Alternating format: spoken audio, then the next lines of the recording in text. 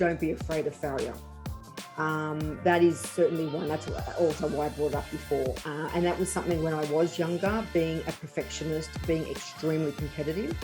It was, I need to be the best at everything. I need to be on the podium. I need to be doing this. I need to be cast. I used to do a lot of dancing. I used to be cast as the principal.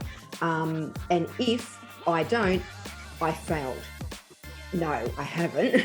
It's just my perception of failure. So for me, if I knew that there was going to be something else come afterwards, that it wasn't going to be as detrimental as I felt it was going to be, that would be something that I would say to my younger self. It's okay that you haven't come first this time. Someone else has. They've deserved it over you. Your time will come another time.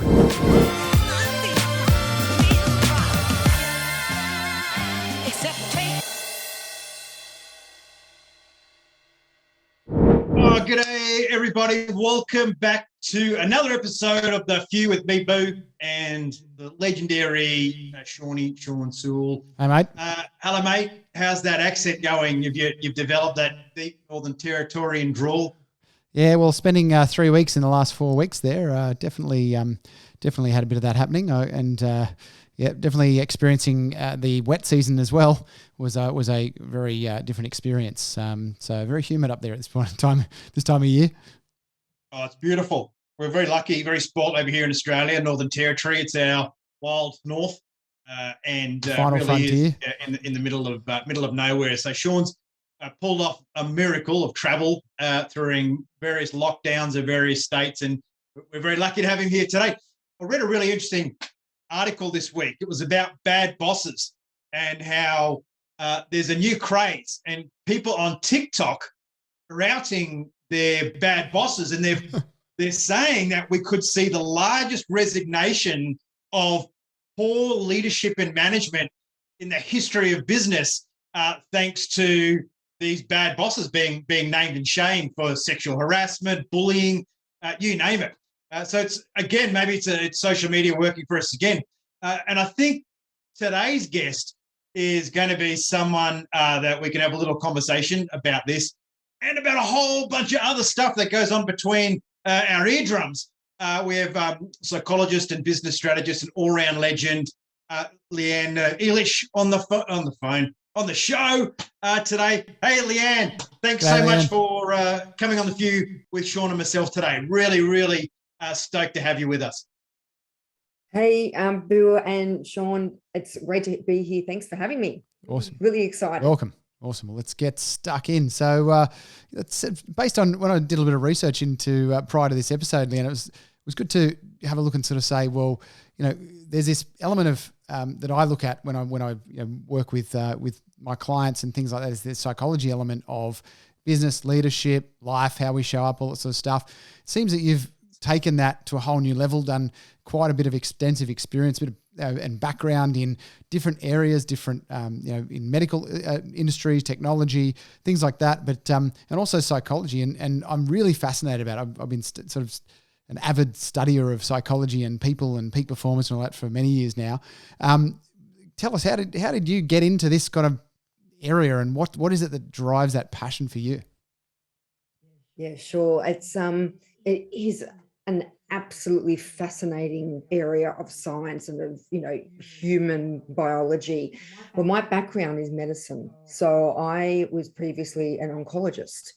So having that experience with patients, that's very emotional, very much a journey for them that is obviously, life-threatening, and their quality of life's not good. So right from the beginning, at the get-go, my career, I started studying sort of human behavior. And of course, during my medical degree, we do psychology. A lot of work that I did was with pediatrics, so the little kiddies with cancer, which I absolutely loved. But it in itself is dealing with emotions, behaviors, trust, and having to build those, and even my own resilience, having to deliver some bad news and being able to, in my own my behavioral science attributes that I have and how I can deal with them. And over the years, from being clinical, I went into industry and into the commercial world, into business, and basically took those frameworks and methodologies that I learned clinically into the business world. And I ended up studying behaviors, emotions, motivations, and neuroscience and behavioral science in business, and understanding what drives people to make decisions, regardless of whether they're purchasing something, whether they need to make a decision for a team, whether they're in a leadership team, an executive team, and need to make quite vital and crucial business decisions, and the understanding behind it and the motivations and behaviors behind it, plus also looking at the breakdown of relationships within business and what determines sort of a successful way forward or a successful outcome and an unsuccessful outcome. And with that, I am really, quite frankly, on a mission to understand and to educate others and to work with clients to gain better relationships within business. But it's not just understanding one another and having that authenticity, but it's to do business. So it will end up being transactional. You will be selling something. You will, there will be a transfer of knowledge or a transfer of value, but it has to be done ethically, and you need to understand the person that you're talking to. And that's where the fascination is, of how we communicate on different levels. I do a lot of work with conversational intelligence, and that's just part of how we communicate in business. Yeah, wow. I mean, and I imagine that the psychology that you needed to learn how to understand and reading people and that sort of stuff is not limited just to the patient. You've clearly got, particularly if you've got sick children, you've got the parents, you've got siblings, you've got other people around that you're managing expectations, as you said. I mean, I can't imagine how hard it is to deliver some of that news that you've had to deliver to people, and then reflecting that back into your own psychology and able to handle situations. I mean, it must have created a very strong level of resilience within you as well.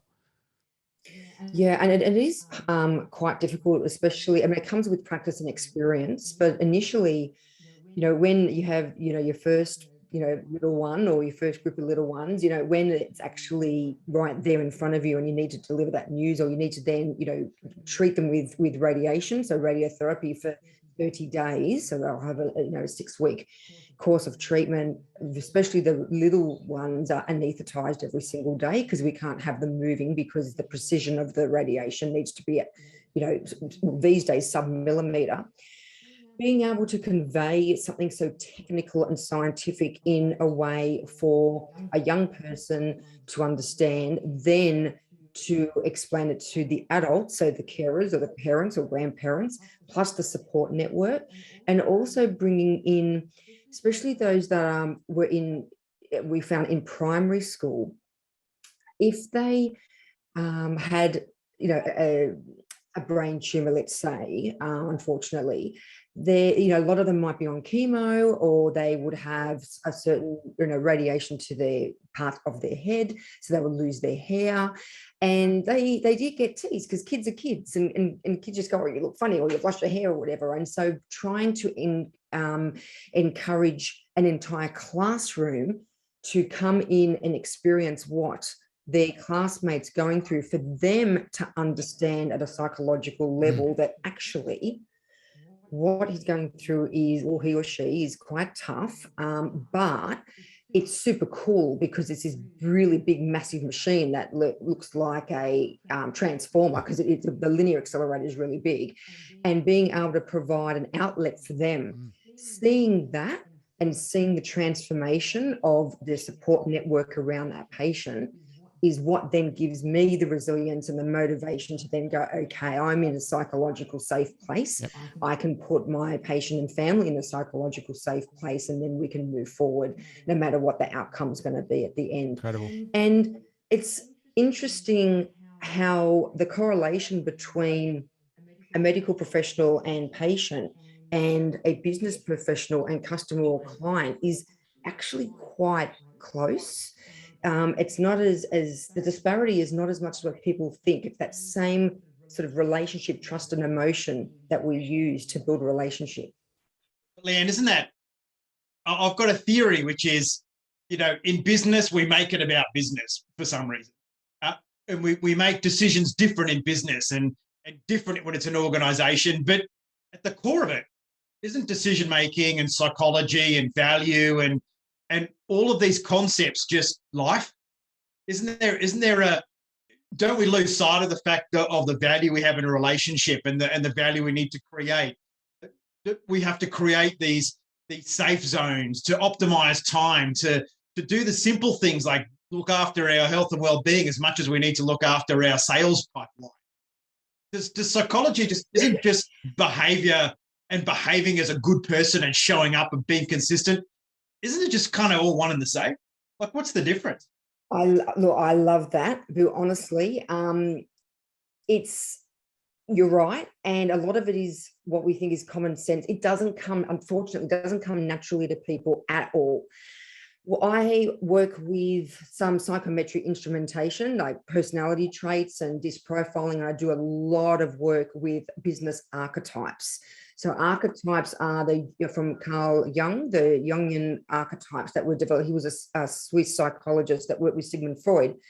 And being able to transfer these archetypes into business or into branding, into marketing, which is where you hear them a lot, but I've transferred them into business and I've been using them for a long, long time, where I always say we concentrate on the business first rather than the people first.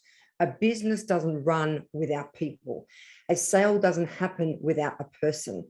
So without building that relationship and actually developing that skill to connect properly, the sale's not going to happen. Anyone can sell something once or twice. It will happen as a fluke, but can you do that for 10, 15, 20 years? Decision making is based on two principles only, to be honest: emotion and logic. And logic is always, I want something. Why do I want it? I need to justify why I've made that decision. And it's basically logic solves a problem. Emotion is how it makes us feel.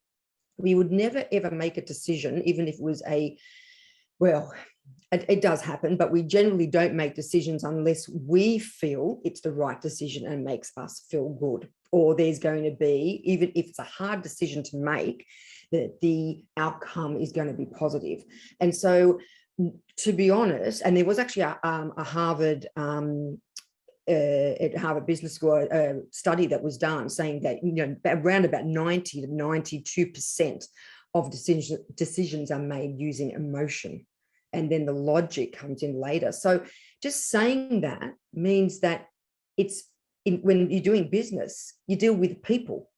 That's what comes first, and understanding how they want to be communicated to, what they want to hear. And everyone's different. The way I'm having a conversation with you guys now will be certainly a different conversation I would have with another group of people.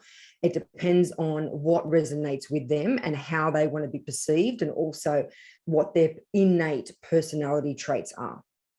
Yeah, it's really interesting. I just read last week about emotion-led decision making and how it's all emotion, and then we trip into that logic circuit. And I certainly remember that when I was in the Air Force and in Afghanistan, and my mild PTSD compared to most, but learning that cognitive behavioral therapy technique and understanding how you can logic yourself out of everything. And I think this is like, how do we help businesses though? Like, how do you help how do we help people understand that everything is about people and not about how the features and benefits on your device, the fact that you can squeeze a little extra more. Yeah, we just find that comfort zone in the tech and in the science. Yeah. How can we help the world? Like, what are some of the tips people that have got that self-awareness around, trying to have conversations and trying to connect people with the human side of everything that we do? Have you got any techniques or experience that have worked?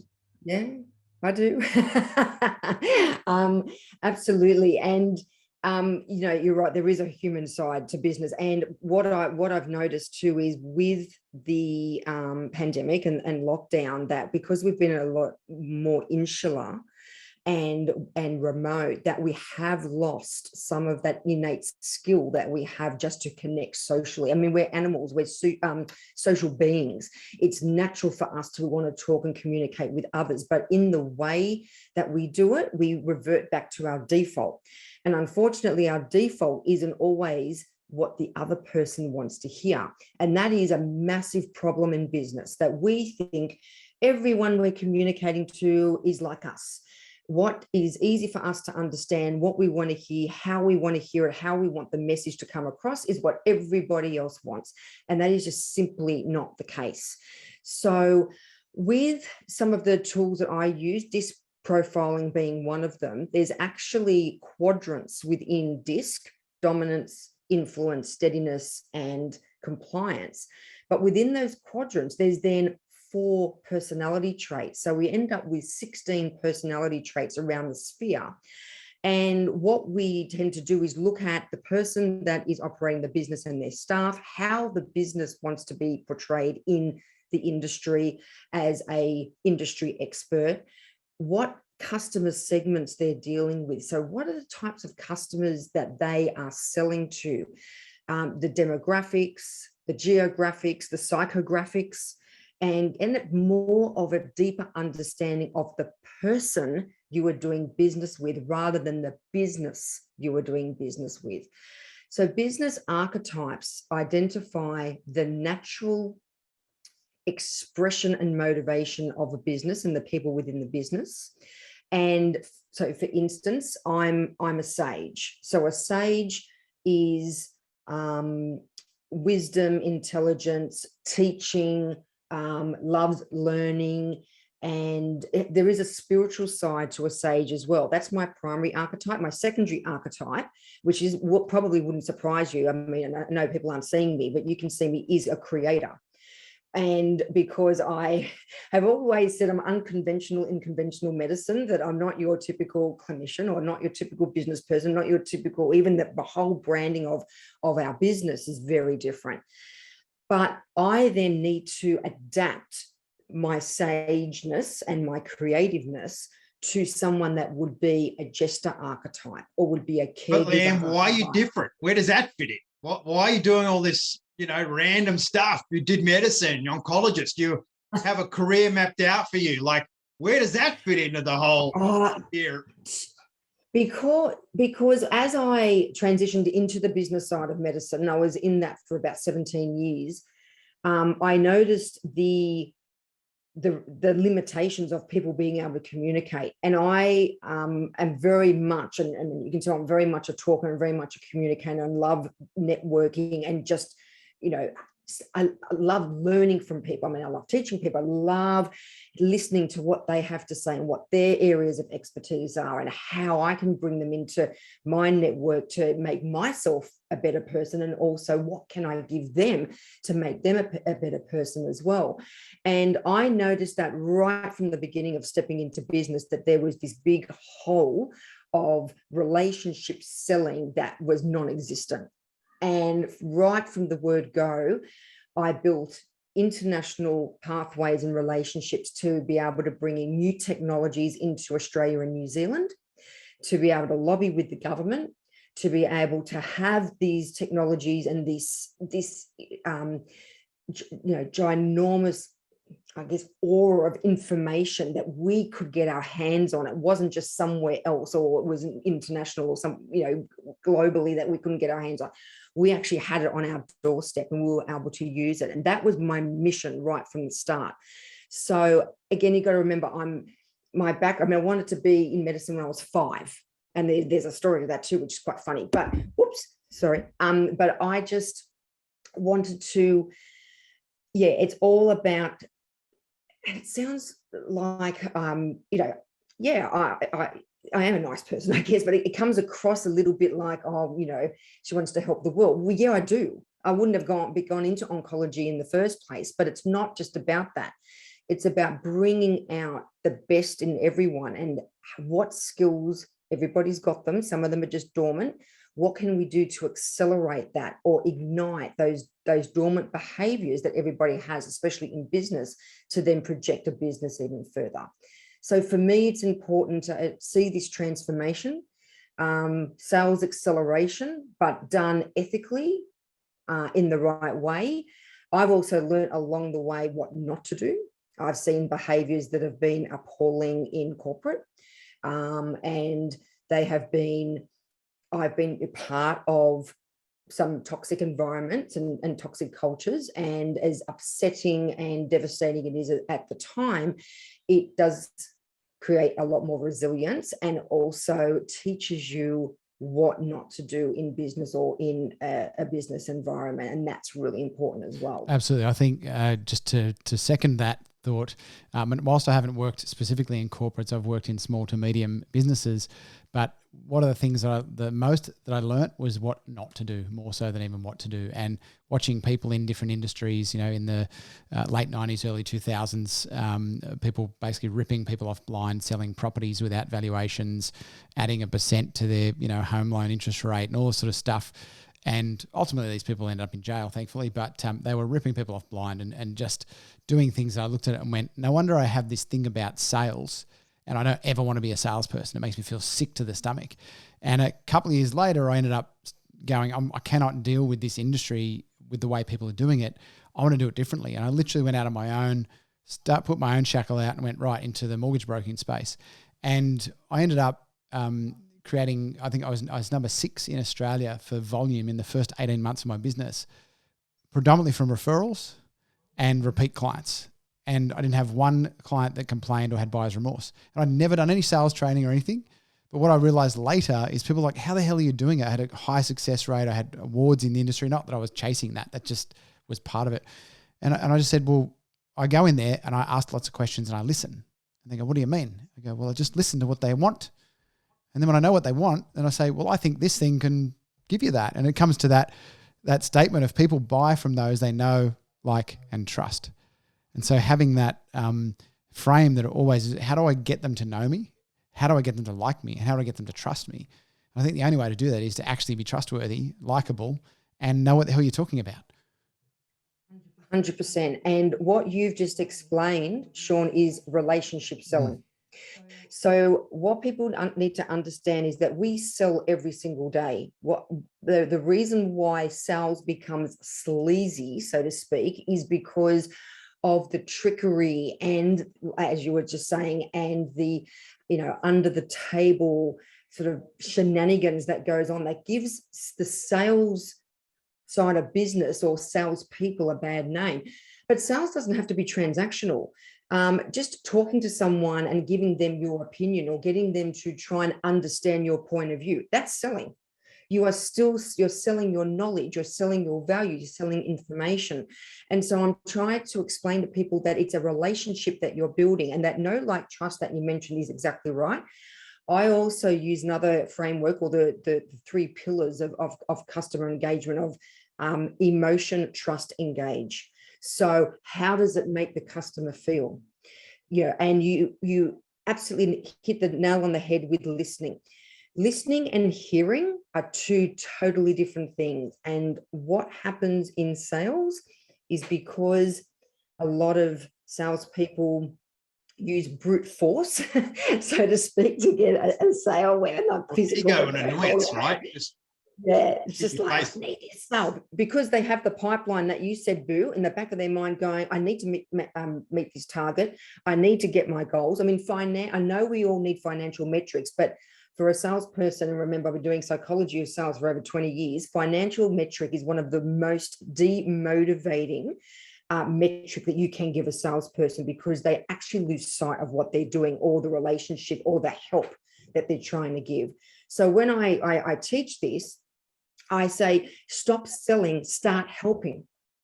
If you are trying to help a person solve a problem, they'll need to buy something from you, because you're the expert and have. Well, don't waste your time. Move on. There's nothing there. Don't invest in no opportunity. That's right, exactly. And Leanne, you said to have someone buy from you, right? The thing is, what I think is the sleazy salesperson sells to people, but someone who's a relationship-based salesperson has people buy from them. I think that's a big distinction. It's not a push. It's a that pull. And also take your time. I mean, I've written a book about this, and also I've created, which you're probably interested in, what's called the periodic table of sales. So the periodic table of sales is like the periodic table of chemical elements, except rather than being a chemical element, it's actually a business element. So the periodic table is exactly the same shape as the periodic table standard as we know it. There aren't 67, 68 elements as there are normally. It's 21, and they are all business elements. And that becomes part of an equation that breaks down the psychological, the neuroscience of a selling process, and how you become a person that sells based on emotion, meaning, relationship, trust, authenticity, rather than the dollar. All right, can I just back the truck up a little bit here? Leanne, you mentioned something before. Funny story about becoming a doctor. What happened? I did. What's the funny story? So when I was 5, Santa bought me the game Operation. I don't know if you remember the game. Doesn't go, Oh, yeah. touch the edge or something? Yeah. And so it's a person, like a board, well, it's sort of a 3D board game. And it's a person, and he's got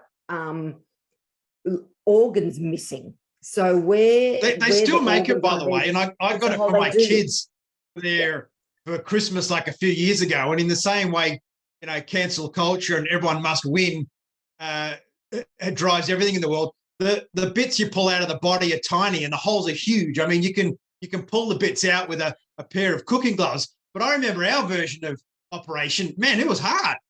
Oh, it was tough. Absolutely. Oh, it was. You're right. There was no. It was like precision surgery back in our day. It was seriously, and you had to have a steady hand, and you had to have these tiny little like tweezers, and there was barely any room for error at all. And as you either put the organ in the spot, and it had to be the right spot, otherwise it wouldn't match the shape.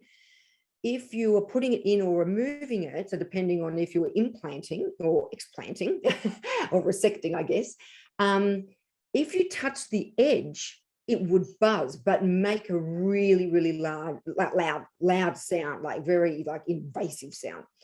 And when I used to play it, everyone used to make a buzz on purpose. And they would laugh and, just, carry on and go, oh, it didn't make it, and I used to get upset and say, well, actually, do you just realize you've killed that patient? Do you just so this is life of the party. By the way, I was exactly. all dressed up in like my doctor's definitely the life of the party. Yeah, so I was dressed in with my stethoscope. We had everything going. I'd put the gloves. I'd probably done my 7-minute sterilizer wash as well. And and I used to get really, really upset that you adults aren't taking enough care to put the organ back in the spot where it should go without buzzing, because if it was real, you would have killed the patient. And so for me, it became this massive joke. And then funnily enough, and I have actually done quite a bit of surgery as well, and I will never, ever forget that game. Lucky no one has a buzzer going off in the background. No, that would just do my head in. Hey, Sean, so here we are again, mate, with our these core attributes of the few, that whole purpose-driven outcome, greatest of all time. Like one thing I'm interested to know about purpose and lining up to deliver. Do you feel like by the time you're in your 30s or kind of living your purpose that you've done it kind of longer than everyone else and you're ready for a change? It was like something obviously changed for you, Leanne, in terms of where your career went? Yeah, so funnily enough, I was in my 30s. I got headhunted by a medical devices company. So the door opened for me to step out of what I was doing into a new opportunity. And I honestly had to weigh up, because it was a very emotional, logical decision, emotional first, of what benefit would I get from doing this, but what else could I do and who else could I help by making this decision? And the first thing that came to mind, despite everybody thinking I was nuts, because I was very good at what I did and I loved what I did, and then stepping out into the commercial world, I thought, well, rather than just helping a small number of patients per year, I can now help the entire country of patients. And ended up looking after Australasia. So it was all of Australia and New Zealand. I actually then stepped into Asia Pacific. So I did a lot of work in APAC, a lot of work in Korea. And so I felt that there was potential at this stage. I didn't know, but I thought there's potential for me to build these networks and get all this really good technology, be able to implement it here and be able to affect many more people's lives than just the small amount, even though it was, a couple of hundred, but it was a small amount each year. So that was one driver for me, that my impact on very, very sick, unwell people, potential life-threatening, as we know cancer is, I could have a much more of an impact on their lives and the industry of oncology and cancer care and healthcare. And that's exactly what we did. And we were very successful at doing what we were doing. We put things in place, frameworks and methodologies in place, but it was all around and all stemmed from relationship selling. So we had to build a relationship with people in the government, directors in the hospital, in the private centres, to get them to trust us that what we were doing was in their best interest and it was going to make them feel good. So a lot of the sales cycles were quite long, because you have to put the time in, especially when it's something new, in the beginning, to develop that relationship and be transparent. And then over time they get to know you, and some of them bought from us continually. I mean, I've actually made really good friends with a lot of my former customers that I still speak to and work with today. Yeah, it's very, very sounds very familiar, Leanne, too. I mean, my journey's similar. I started off, helping a few people in the business space, one-on-one and that sort of stuff, and ended up, and 5 years ago now, moving to a joint community, like a community model, with some, still connecting with my members in my inner circle group. And I'd say 3/4 of those people are now friends of mine. And these are people that are obviously paying for a service and paying for support and paying for all that. But I literally, when I flew to Northern Territory, I was up there, I said, "Hey guys, I'm going to be up there for dinner." 20 of them showed up, just to have dinner. We weren't talking shop. I wasn't working. I just happened to be flying through to go to another place to do a keynote. They were all there. A couple of them invited me to their house to have dinner on another night. And that's the thing, to me, the satisfaction of relationship selling is incredibly powerful. And when I moved my one-on-one clients across, I started with six members in my group. I've got over 100 members now. Every single one of them has come from a referral from someone in my group or someone I've worked with before. So if I didn't have the relationship with those people, I wouldn't have 80 something, businesses and 125 members or something in my group if I didn't build relationships with people. So for me, it's been very, very easy to develop and grow a business, because people are like, "Oh, you should talk to Sean," because I've got a relationship with them and they know that I'm not full of crap. And to me, again, what I'm hearing, I think, is another theme that we see with the Few a lot, is how you're saying you want to make a bigger impact and change, improve more people's lives. How important is the concept of legacy to you in what you do? Oh, extremely. And it's not anything to do with, I want to be known as a great person or this person that's achieved all these things. And I have a lot of credentials. You probably would have read it. That's not what it's about. It's about what impact have I had and how things have changed for the better, for whether it's businesses, for people within businesses, patients, before how that in itself, the transformation is what the legacy is, that I or whoever has been able to devise a framework or a method or a technology or a service or a product that affects someone else in a positive way, that then rolls on and on and on and on, and other people contribute as well and improve it. But it's your baby, it's what you started with, and people just wanting to join, like with you and your referrals, wanting to join your group, seeing you as a thought leader, going, "I want to learn more from Leanne. I want to learn more from Sean. I want to learn more from Boo." That is what the legacy is. And the other thing too is, when it comes to leadership, Legacy is also for those that are good leaders, but also help others become good leaders. And for me, that's the epitome of leadership. It's not being bossy. It's not being at the top. It's not being at the top of the triangle and the hierarchical status. It is having those skills to develop someone else to be an exceptional leader. And that in itself leaves a legacy. And do you think bad leaders are being exposed a bit more now? Like just not just what I said earlier, but with the advent of the internet, with so much technology, so much information available, leaders used to be able to lead because they could hoard information, right? And information was power. You think today leadership is becoming, well, you look at the global platform, I have an opinion, but do you think leadership is becoming a defining issue for society? Yeah, it is. And the problem with a lot of leadership, and this is where we get, I'm not getting political at all, but I do talk about political leadership from time to time. And this is one issue, is that a lot of leadership people see as personal gain. I'm the leader, I'm at the top. What is in it for me? And unfortunately, and it's the job of, political leadership, it's their job to get as many votes as possible to be voted in. But again, you're leading a party, but it's personal gain. And people need to realize that you don't become a leader on your own. You don't remain a leader on your own. You need the support, the network, the group around you.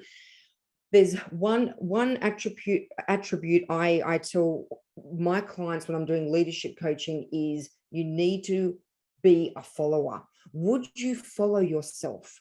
Would you look up to yourself? Would you go, geez, Boo, you're a great leader, and you're a role model or an icon. I want to do what you do. I want to learn from you. I want to, experience what you're doing and ask you questions and develop my skills based on what you know. Would you do that to yourself? Would you follow you?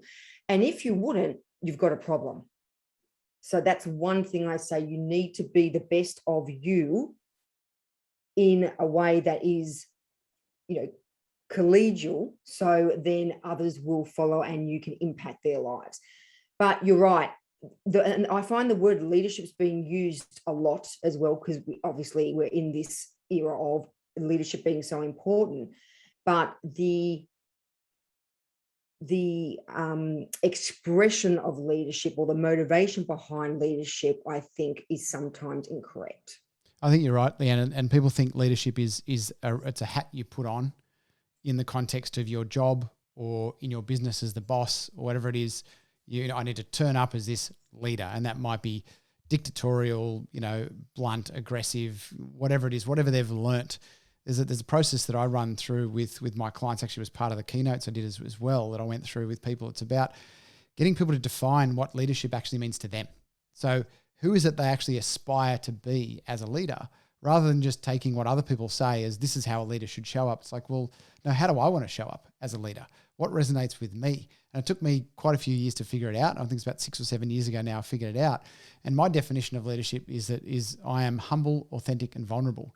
That's how I want to show up as a leader, right? And so I use that as a yardstick to measure how I show up. Good job. You're a great leader, mate. I think that those are such admirable traits. But it was aspirational, Boo. At one point it was aspirational. I wasn't that. I was like, who do I know that inspires me? You said, look at yourself. Would you follow yourself? Well, what I did is, this process is about, look at other people that you go, wow, I really love, Boo's tenacity to get stuff done. I really love Leanne's creativity. I really love Elon Musk's just ballsiness, guts to just put it all on the line. What are these traits that other people have that you resonate with and that you aspire to be that? And ultimately I'd say, look, if you could be standing at your own funeral in 30, 40, 50 years time, whatever it is, and watch someone giving a eulogy about you, what do you want them to say? Because that defines who you have been, not what you were doing, who you were being. And I think that's vastly more important. Leanne, do you find certain personalities and leadership types in certain industries? I've got an opinion on this, but I'd be interested to find out whether you see it as well. Absolutely. And there are people that are born leaders, and that cliche is actually true, that have that emotive, they're full of empathy. And every leader needs to have some form of empathy. You can't lead without empathy. In fact, you can't do business without empathy, to be honest. But there are some personalities that are And that's more in the sort of D, which that dominance is sort of quadrant, where they're quite assertive, quite blunt. They have, very like level 1 conversations that don't end up going into level 2, level 3, where they start sort of delving and asking questions, and what they, very, very short. They're the people that want the 1 page rather than the manual. And they struggle quite a bit with leadership because it's not in their nature to be patient. It's not in their nature to listen. They want decisions yesterday, and it's difficult for them. But now these can be learned skills, and there are a lot of D personalities out there that are leaders, but it's not natural for them. Someone who's an I, so an I, which is influence, is very much a natural leader. The one thing, though, with I's is they are very social, and they can be a little bit too transparent and too open. But that is still good to have rather than the opposite. But there are, yes, to answer your question, yes, there are certain personality traits that would naturally exhibit leadership qualities, and it would be easier for them to go on in the leadership world than others that are different personality traits. And Leanne, I'll say it that I definitely didn't start out as the whole natural born leader thing. I mean, I'm a DS on the eDisc thing. So I remember 20 so years ago, I think you were talking about me, the person that wanted the 1-pager, the person that was very dominant, the person that was dictatorial, the person that didn't give 2 hoots about how someone felt about what you said. But I also realized that I was taught that by other people. But it was as I started to shift from being stuck in the ego to more of a heart-centered focus, I started to realize that this is not actually working. It's not working for me. It's not working for other people. And I gradually moved into that more empathetic frame. And I definitely am far more dominant now in the, not in the D, but I would say in the S side of my personality and how I show up. And that's been something that that has been a learnt skill. It wasn't something I started with naturally, definitely not. Yeah. Which means that obviously other people can learn it too, if I'm coming from that far back. You've got to be open to learning as well. So you've got to be willing to, as you said, vulnerability. I mean, I love that. And I love that you said that. Vulnerability, your shortcomings. You are willing to learn. You're willing to open yourself up and be told that that's not right, or you can do that better. And you don't take it to heart. You go, okay, how do I do it better? Yep. Show me, tell me, what do I need to do? And I'll practice. That vulnerability is what has created or given you that skill of now transforming from that assertive, blunt D into a leader. It's definitely taken a lot of work, but worthwhile, because the relationships I've got, like my team, I've had team now for over 15 years in my business. I still ask them every now and then, so why are you still here? And they go, that's because you don't live you're never here and you're never in the office. Is that a joke or is that for real? But anyway, the point is that I've seen that, and they'll give me feedback. They'll be blunt as if they need to let me know that I'm doing something that's not okay. I'm like, oh shit, okay, sorry. Yep, it's a nice way to live too. It is. It's good when you're a leader. Like, it makes decision making so much easier. When you go for these obscure management techniques where you don't want to know anything and just get on with it and don't bring me problems, it's like, it's just a house of cards. Like, leadership is I reckon it's the world of pain. I was reading somewhere it's like a $220 billion industry, and the return on investment we're getting in leadership now, it ain't good. It ain't good. But also, let's get into it. Can't be afraid of good leadership. They can't be afraid of failure either. Failure is important in anyone's growth. And for me, I actually struggled with that when I was younger, because it's what you do most of the time. Like, failing is life. Like, it is very hard to succeed. You write a paragraph for a particular paper. The first time you write it, it's going to be a failure. It's everywhere. It's just, you spoke about kids, right? And having that journey of bringing, primary school kids in and giving them access to the world that a sick child is, to give context. And I see through the eyes of my kids, and when they do work, they just do it once and they do it badly. And it's like, well, that's just, I'm just not good at it. It's like, this ingrained humanness to just like not understand that everything can be improved or learned or practiced. And it's that commitment, and Sean's favorite, consistency. just showing up. That's key. And I find consulting in business, and Leanne, you might see this as well, just scattered thinking that goes on, just the shiny new thing. And yeah. And very much so. And 90% of businesses I find that, want the latest and greatest and the best, but don't actually look at the depth behind it or the reason behind it, the resources behind it.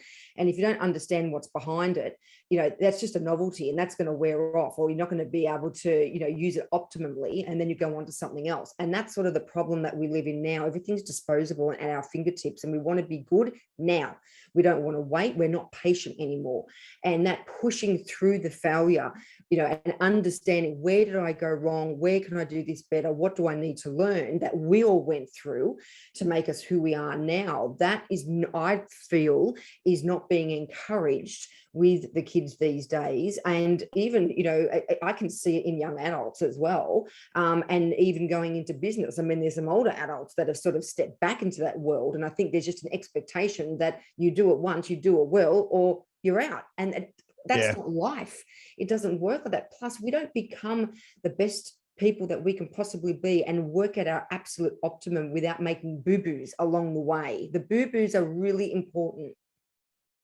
But we break things big. That's what happens. We hide the boo-boos, and then things break big. We get divorced, companies collapse, people lose their jobs. We have this huge traumatic outcome because we never invest the time and effort to unpack the small things that lead up to it.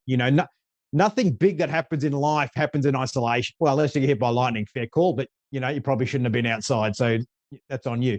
But there's always a cause to everything, and I think what's such a powerful technique to learn as a human is to unpack those little tiny things and not emotionally divest yourself. Just a human thing. I heard it explained really well the other day.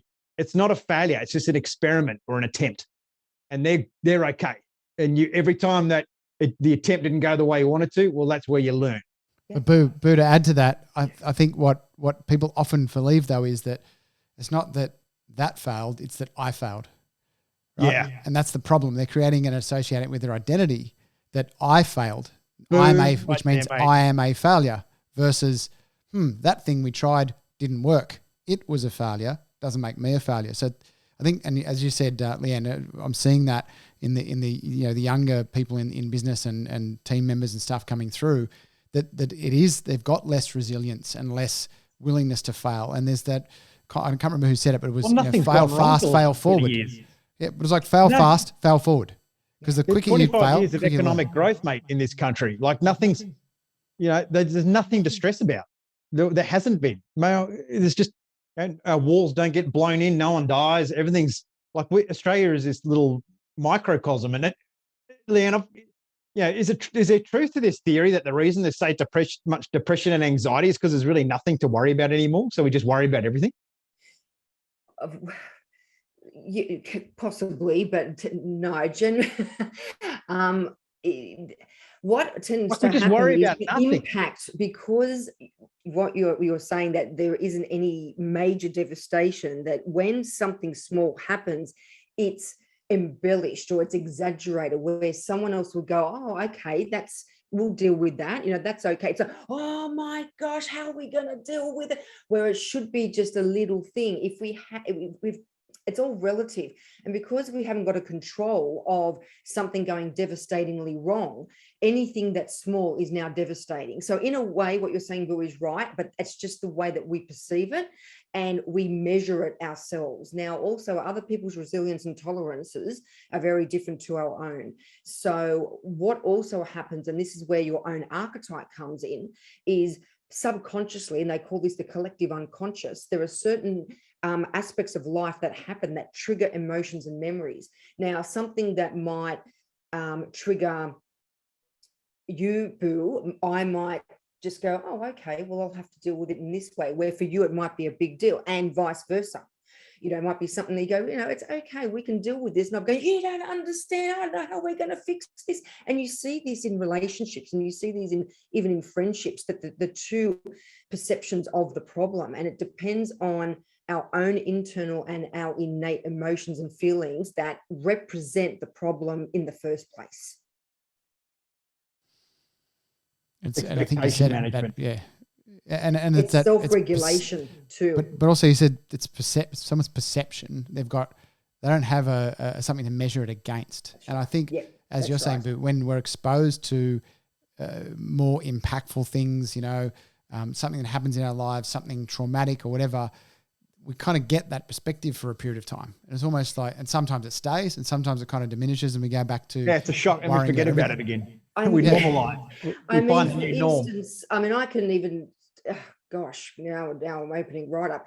I mean, for me, my hair, I've got sort of short hair and it's sort of, you know, blonde at the top with curls and things. Oh, you're rocking it. It's great. A little bit like your hair, bro, but statement hair. For me, I'm no different. No, that's right. That's my identity, and people know me. And I wear a lot of like pearls or bows or some kind of little piece in my hair, and I've been known for that for 20 years. It's got to a point now that's become part of my archetype. I'm doing keynote speaking. I need to have something in my hair. Quite often it will be, what's Leanne going to have in her hair, or what? It's just become this thing. Now, for me, my hair is important. Obviously, we were in lockdown here in New South Wales for nearly 6 months. We couldn't go to the hairdressers. Now, normally, if that was the case 2 years ago, I would have been destroyed. What do you mean I can't go to the hairdressers? It's been 4 weeks. I've got to get my hair done. I've got to get it dyed. I've got to get it cut. It's going to look terrible. The bows aren't going to sit right. It's not going to frame my face properly. It's not going to look like me. And I have 100 million things I could think of. For 6 months, I didn't go to the hairdressers. Obviously, I've been now. But because we were dealing with such an impactful problem of a pandemic and, people being affected, positive cases, people dying, it took the hairdressers, that problem, it put it into perspective, went, well, actually, yeah, it's not ideal and we'll wait 6 months, but we've got a bigger problem here. So I think I'll just, deal with my hair later. It's not that big a problem considering what we're dealing with, but it takes almost a catastrophe for us to then realize that the things that are important to us that technically we can do without aren't a problem. No, you're absolutely right. And it's perspective again. It's perspective. So given you've seen a lot of stuff, you've been through a lot of things, you've learned a lot in a different number of different industries, and I'm sure spent plenty of time psychoanalyzing people as you're working with them or just seeing them in life. What's a key lesson or takeaway that you've picked up in this journey, and if you were that you would take back and deliver to a younger version of yourself? Wow. Yeah. A couple of things, actually. The first thing is, don't be afraid of failure. That is certainly one. That's also why I brought it up before. And that was something when I was younger, being a perfectionist, being extremely competitive. It was, I need to be the best at everything. I need to be on the podium. I need to be doing this. I need to be cast. I used to do a lot of dancing. I used to be cast as the principal. And if I don't, I failed. No, I haven't. It's just my perception of failure. So for me, if I knew that there was going to be something else come afterwards, that it wasn't going to be as detrimental as I felt it was going to be, that would be something that I would say to my younger self. It's okay that you haven't come first this time. Someone else has. They've deserved it over you. Your time will come another time. And the other thing is to acknowledge the opportunities that we are presented with. So quite often these things are smack bang in front of us and we don't see the doors open. We see it ajar and we don't take any notice. But what we need to do, and I don't like I don't like cliches at all, to be honest, but the cliche, stop and smell the roses. What we need to do is just keep our mind wide open, is what I actually call it, mind wide open, or think outside the box, like the business. And just for a minute, look in your periphery, stop just being blinkered, look at what's around you. And if there are some doors that are a little bit ajar, push them open, step through, because you just don't know what is there for you on the other side. Yeah, there's always risk and it can be a little bit daunting, But if you don't give it a go and you don't see what is there that could push you to your full potential, you will never know. So that's another thing that I would have told my Maybe they should give you a call if they think a door is ajar. Yeah, there's obviously some perception issues. Yeah, they right can there. call me and I'll just go boof and and push them through and go on. A lot of people need a safety net, and that's, and I can provide that safety net, but you know what, just go for it. But it's not that simple. But yeah, just be a bit more open to things that are out there, things, and you know, like you were saying, you know, the great resignation, as they're calling it, you know, that is happening. That is happening. It's for a multitude of reasons. It is because of poor leadership. It's also because of the way the people are behaving and communicating at the executive level under stress. And people have just said, no, I've had enough. I can't take it anymore. This is too much. And there is this, what they call the great resignation. All these people are going to need opportunities. Other people need to step into opportunities. Just be mindful of what's around you. Absolutely. No, really, really appreciate your time today, Leanne, and give some good reminders there about, relational selling or relationship selling. You know, it's don't sell to somebody, build a relationship and they'll buy from you. It makes it easier, better quality clients, more, less bull crap and actually building some real relationships. And the other thing is, really focus on that leadership piece. Like, how are you showing up and who are you showing up as? So, got a lot out of the conversation today, and I'm sure our listeners will also. So, a massive thank you, Leanne, for coming on today. No, you're welcome. It's been great. Thanks so much for having me. Leanne. And if you're looking for Leanne, it's Leanne Elich Consulting.com, and that is ELICH. It'll be in the show notes as well. Sean, Leanne, thanks so much. As always, a wonderful conversation. And that wraps up another episode of The Few. Thank you to our partners, Afterburner, for team building, development and alignment. We understand now how important it is to have the right people around you. Get them on board with where you want to go. Momentum Media, the largest industry publisher in the country, connecting your business to the Australian community. ICMI, Australia's premier speaker bureau, representing the few that do fulfill their life's purpose. And finally, Sean's Inner Circle, the business coaching organisation for small and medium enterprises looking to make that next step. Thanks again for listening in and downloading today. Please leave a review on whatever platform you are currently listening to this podcast, and reach out to our partners who can help you make the transition to the few. Thank you, Leanne. Thank you.